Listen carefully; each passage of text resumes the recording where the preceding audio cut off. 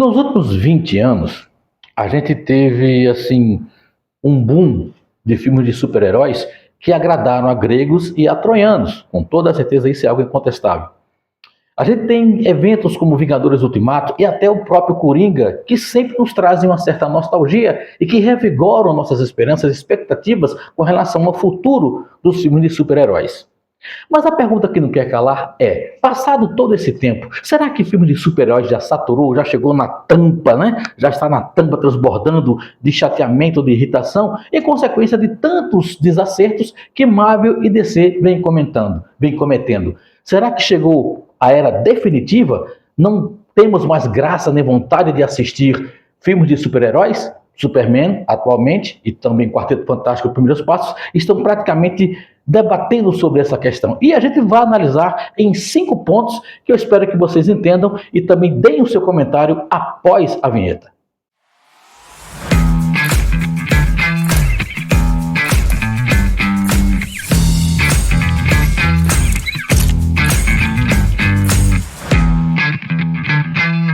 Olá, amantes da sétima arte e cinéfilos de plantão, tudo bem por aí? Por aqui tá tudo muito certo. Edson Santos de volta aqui no nosso canal, desta feita para a gente abordar o nosso quadro que é Opinião. Filmes de super-heróis já saturou? Chegou ao seu ápice de não agradar mais? É esse o debate que a gente vai ter no que se refere a esse gênero tão importante no cinema. Então a gente vai analisar 5 pontos, começando com esse ponto aqui que é excesso de produções e falta de inovação.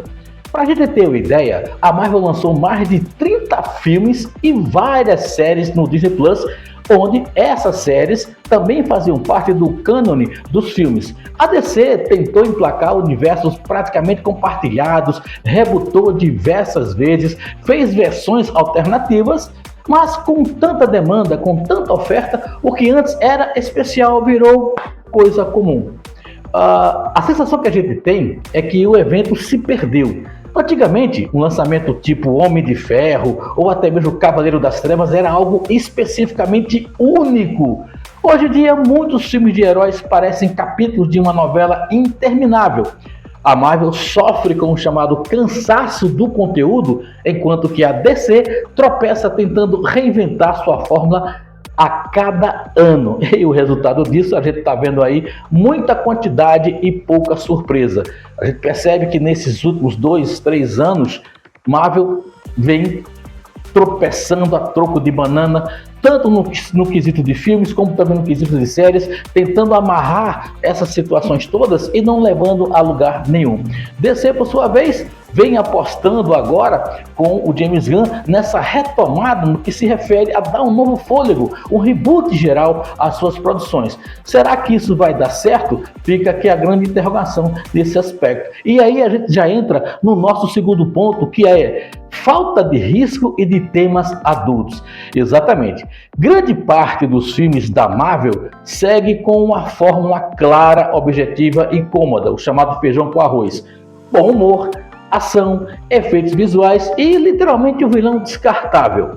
Isso a gente viu com muita frequência nos últimos filmes da Marvel, onde não havia esse cuidado, principalmente com alguns personagens que estavam surgindo no mundo do universo cinematográfico dos filmes em quadrinhos. E a DC tentou ousar, tentou modificar, tentou ir do ponto contrário em obras como o próprio Coringa e The Batman, trazendo tons mais sombrios, temas mais adultos, que no caso do Coringa deu muito certo, atingiu a casa de mais de 1 bilhão. No caso do The Batman ficou em algo variando entre 750 milhões, 800 milhões de dólares, mas que isso provou também que esse tipo de fórmula pode dar certo se você faz bem feito, se você faz direito. Bom, o que é que a gente pode pensar nisso, né? O mercado aí ficou literalmente dividido, porque quando você arrisca demais, você pode perder público se você não sabe como arriscar.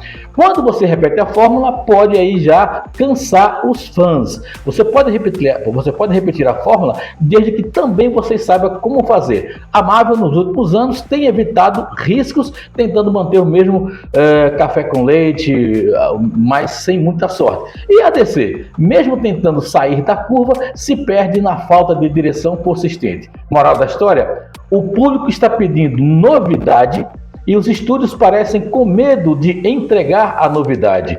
Na verdade, a gente pode dizer o seguinte, que o que os estúdios precisam fazer é ouvir os fãs, é ouvir aquele cara que curte quadrinhos, aquele cara que entende de quadrinhos, para que não venha uma decepção que seja ruim para o cara que curte quadrinhos e uma decepção para o cara que vai assistir, como eu, filmes de super-heróis, para se divertir, para mergulhar, se sentir imerso nessas aventuras e que a gente possa ficar satisfeito com o que está sendo mostrado na tela. Ultimamente isso não tem acontecido, esses exageros desnecessários só tem feito a gente quebrar a cara e se decepcionar cada vez mais. E aí a gente entra no próximo ponto, no terceiro ponto, que é personagens carismáticos estão literalmente escassos.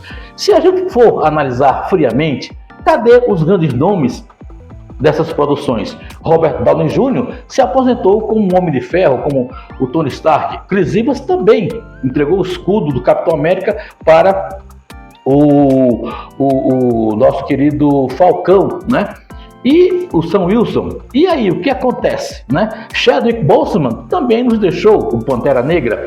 E a nova geração ainda não conquistou o coração dos fãs. Esses novos personagens que surgiram aí, como Thunderbolts, como tantos outros que tentaram através das séries também, Kamala Khan, por exemplo, se dar bem nesse universo, não conseguiram conquistar esse público. A Marvel tenta empurrar esses novos personagens, como Shuri, também Cavaleiro da Lua, mas nenhum deles causou impacto tipo Capitão América, tipo Thor, tá? Por outro ângulo, a gente já tem a DC, que se apoia justamente nos grandes ícones, que são Batman e Superman, mas não consegue manter um universo estável com eles. Sem personagens carismáticos, o público se desconecta, isso é um fato. O herói precisa emocionar, precisa envolver, precisa ter substância, precisa representar algo, e isso ainda falta.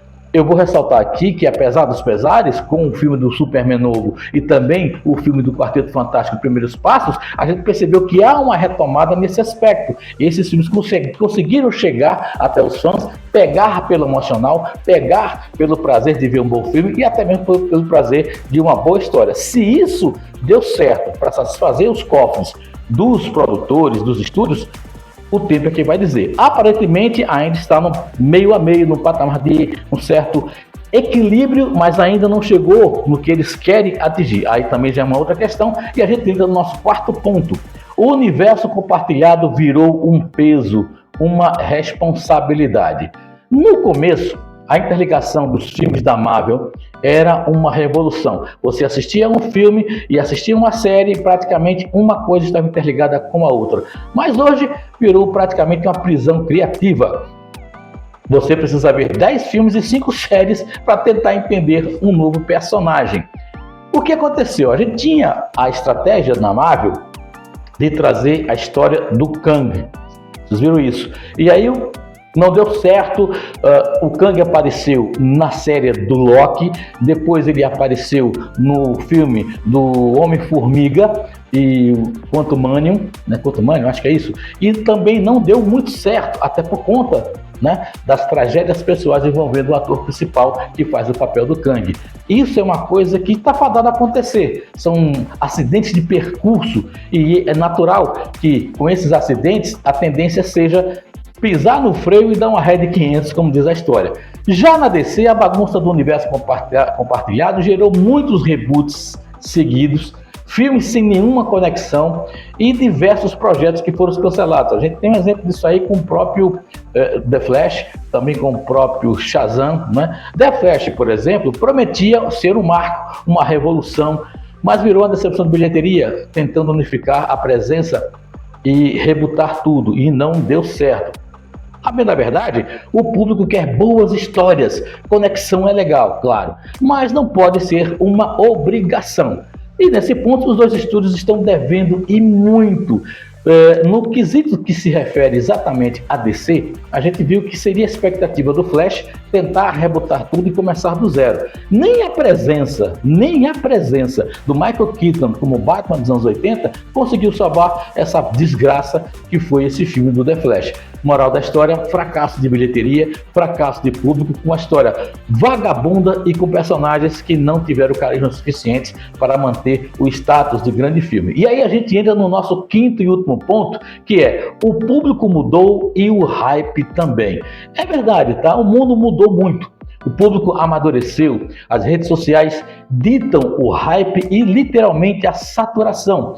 Um trailer pode derrubar o filme. Ele pode mostrar uma coisa e o filme ser outra. Um escândalo de bastidores, como citamos com relação ao Kang, né, o ator de Kang, vira notícia mais que o próprio roteiro. Hoje o que brilha são produções autorais, surpresas como tudo, em todo lugar ao mesmo tempo, até mesmo filmes como a adaptação de Lilo e Stitch, né, para live action, também Como Treinar Seu Dragão, que entregam algo além da própria fórmula. A Marvel já não causa tanto impacto desde 2012. A DC, meu Deus, tenta, mas ainda não encontrou o seu tom. Os estúdios precisam entender uma coisa: o público quer sentir algo novo, herói por herói a gente já viu demais, e isso de um certo modo cansa, tá? Não é que você não possa pegar esses grandes super-heróis e trazê-los de volta à tona. O que se precisa é ter um bom roteiro, ter uma boa história, ter atores carismáticos, ter um feedback que chegue até o público. Repetindo, Superman novo, Quarteto Fantástico estão trazendo isso. Agora, se isso vai salvar a questão dos filmes super-heróis, é uma outra história. Bom, vamos chegar à conclusão? Isso tem que chegar a algum lugar. O que é que a gente pode entender sobre isso? Afinal, saturou ou não? Sim e não. Saturou sim o modelo de super-heróis, saturou a fórmula repetida, mas não saturou o gênero em si.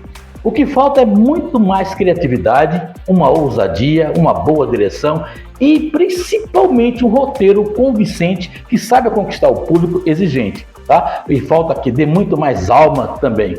Enquanto houver bons roteiros, que é difícil, mas não impossível, e personagens que nos façam acreditar em algo maior, em valores que sejam representativos, o cinema de super-heróis ainda pode sobreviver, sim. Mas se tornar esse piloto automático, aí sim já deu. Como eu falei, a gente está se batendo muito na questão do Superman novo, né, do James Gunn, e também na questão do Quarteto Fantástico, Primeiros Passos, porque são considerados filmes que vão ter essa retomada dos filmes de super-heróis. Está dando certo? Aparentemente sim, mas é preciso ir com muita cautela. É preciso se avaliar o que foi que deu certo no Superman, avaliar o que está dando certo no Quarteto Fantástico, Primeiros Passos, tirar o suprassumo disso, mas que seja um suprassumo satisfatório não para o estúdio, não para os diretores, não para os roteiristas, mas principalmente para nós espectadores, para o fã de quadrinhos e para aqueles que, como eu, não conhecem tanto filmes de quadrinhos, mas que querem sentar na poltrona do cinema, ver um bom filme de seu super-herói favorito e sair satisfeito do cinema. E isso é possível, basta simplesmente parar, pensar, né, e buscar dentro desse pensamento uma solução prática e simples, porque não é tão difícil assim. O gênero de super-herói ainda não saturou, mas pode estar com seus dias contados se as produtoras, se os estúdios permanecerem com esse pensamento fechado, arcaico, retrógrado, só vendo o seu umbigo. E você, o que é que achou desse nosso pensamento? Concorda, discorda? O que você acrescentaria a mais? Acha que o filme de super-herói já saturou, já deu utilidade? Deixa aqui embaixo nos seus comentários, se inscreva no canal, ativa o sininho para receber notificações, tá? E principalmente, deixa o teu like, o teu joinha, isso ajuda muito o nosso trabalho, tá certo? Fique à vontade para comentar, concorda ou não comigo. Perfeito? Então, a gente está saltando fora. Estou saindo fora agora, mas nos encontramos no próximo vídeo com toda certeza. Para todo mundo, forte abraço. Bye bye, so long, auf Wiedersehen para você. Obrigado, gente.